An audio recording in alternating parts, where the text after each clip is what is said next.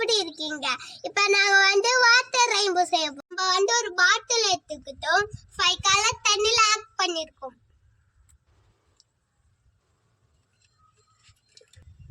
இப்ப நம்ம salt add பண்ணிக்கலாம். ஸ்பூன் போட்டு இல்ல 1 ஸ்பூன் சால்ட் போட்டிருக்கோம். இல்ல 2 ஸ்பூன் சால்ட் போட்டிருக்கோம். இல்ல 3 ஸ்பூன் சால்ட் போட்டிருக்கோம். இல்ல 4 ஸ்பூன் சால்ட் போட்டிருக்கோம்.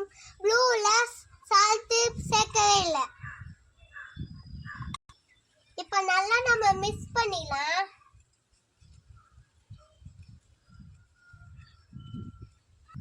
சால்ட் நல்லா கரையணும், அது வரைக்கும் மிக்ஸ் பண்ணுங்க.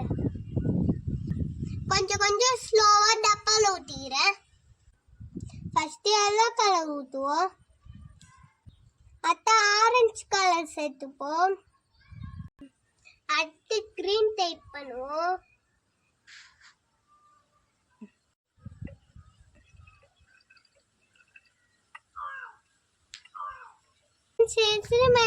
ஃபெயில் ஆயிடுச்சு, நாளைக்கு ட்ரை பண்ணுவோம்.